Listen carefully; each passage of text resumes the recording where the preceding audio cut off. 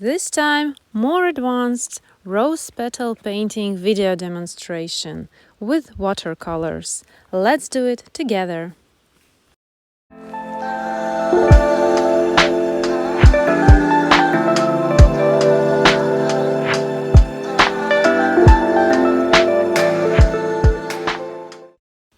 Welcome. Here is my outline drawing done and ready to start painting. First, we're gonna mix colors. And for color mixing, I am choosing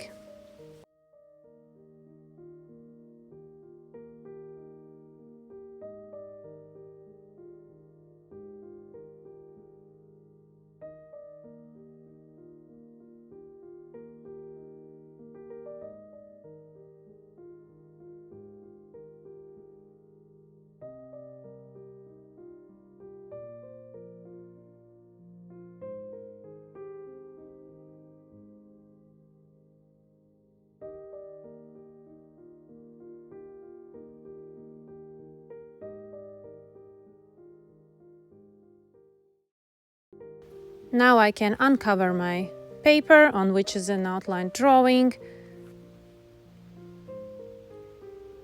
and I can start adding first layer of watery wash of the very lightest tone which I pre-mixed.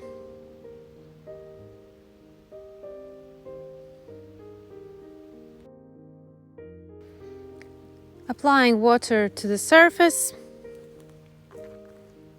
and I'm starting here with the middle part, which is the lightest part.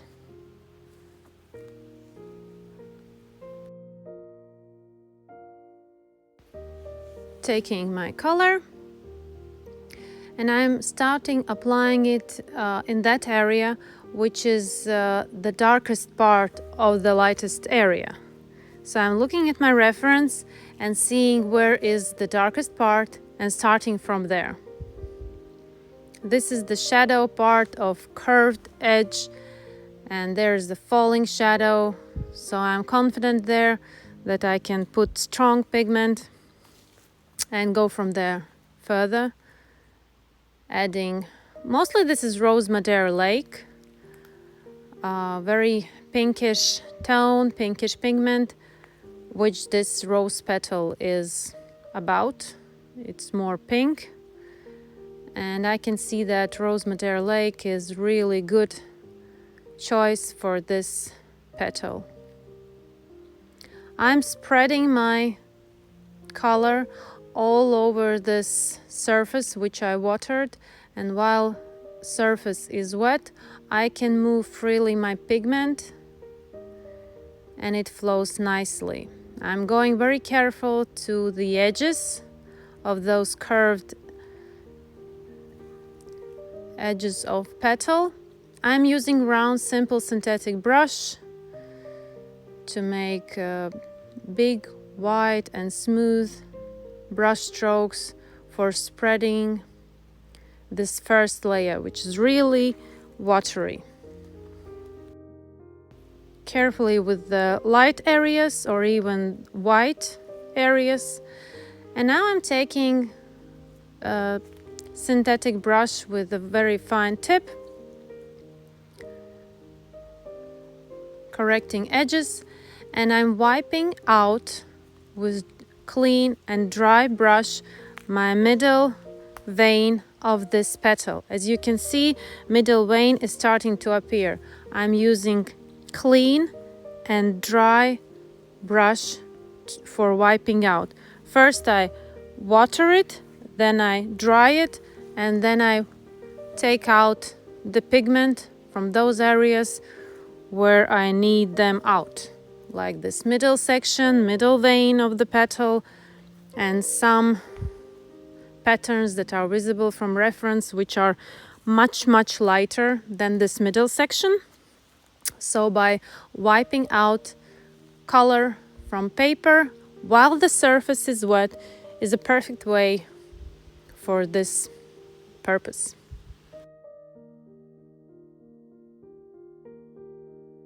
And while the other area is wet, I can add a little bit more color where it is needed, and it's much easier while the surface is wet to put some extra tone for maybe some shadow, some curves.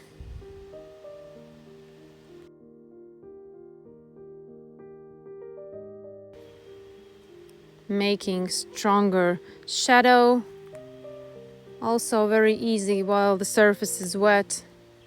It's spreading by itself and more smooth washes appear. Constantly looking at my reference, noticing tonal changes, tonal values.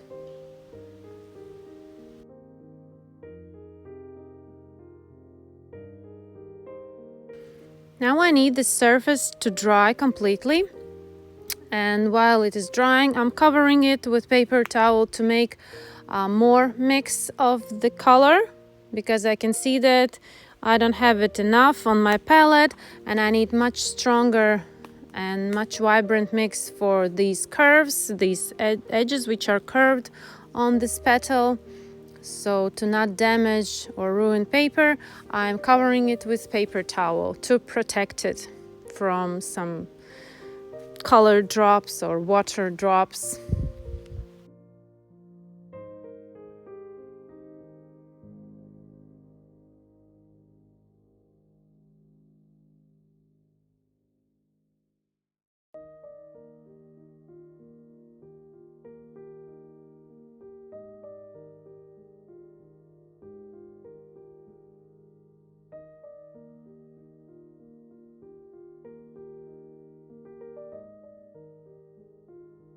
Now I have a strong mix, and I also start with watering the surface which I will be painting, and here I go one curve at a time. I'm not watering all curves, starting with first one, taking color and applying it. I'm looking at reference and seeing how this curve is doing, referring to the light and shadow,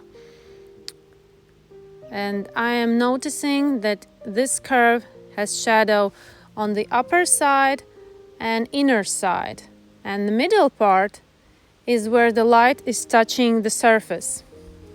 So this is very important to leave and to notice these things. That's how you can make subject look three-dimensional on the flat surface when you're working with tonal values. Where is the darkest? Where is light hitting the surface? Where it is going from our eyesight? Like the inner part, which is curved inside, has shadow area, but it also has a reflected light area, so it also should be left a little bit lighter. And now I'm careful spreading the tone, leaving those areas which are light and which are dark I can cover with color. Now I'm also wiping out the middle part, making it more smoother and more even. Also washing my brush, clean it in a paper towel and wiping out from the wet surface. In the meantime, I'm also adding more color to the shadow, to the curved part, and also upper part, which is also a little bit darker. Carefully working with the tip of the brush,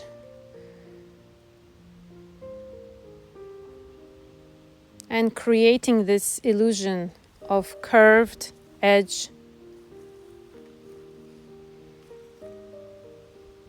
Little brush strokes, because this is a very small area.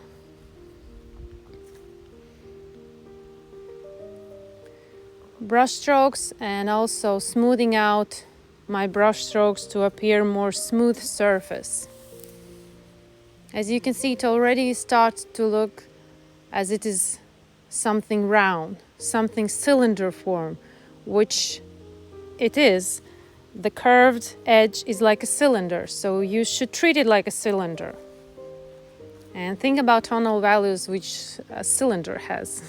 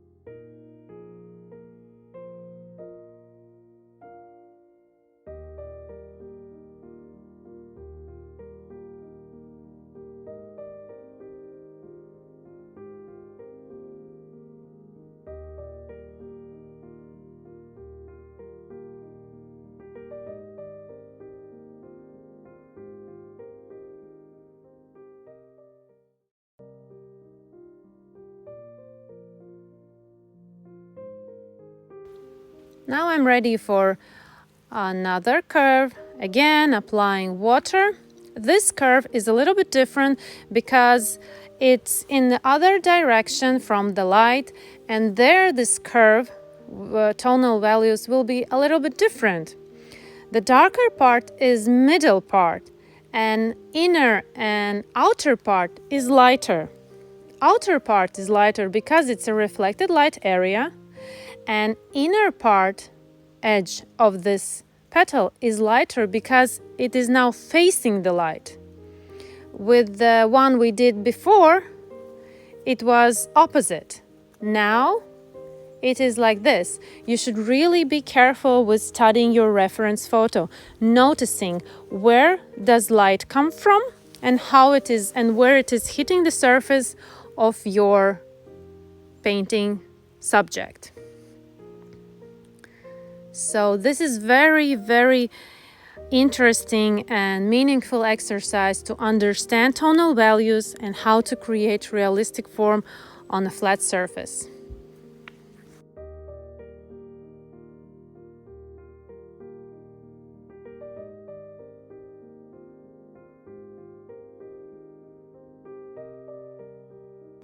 Looking at my reference, comparing, working further.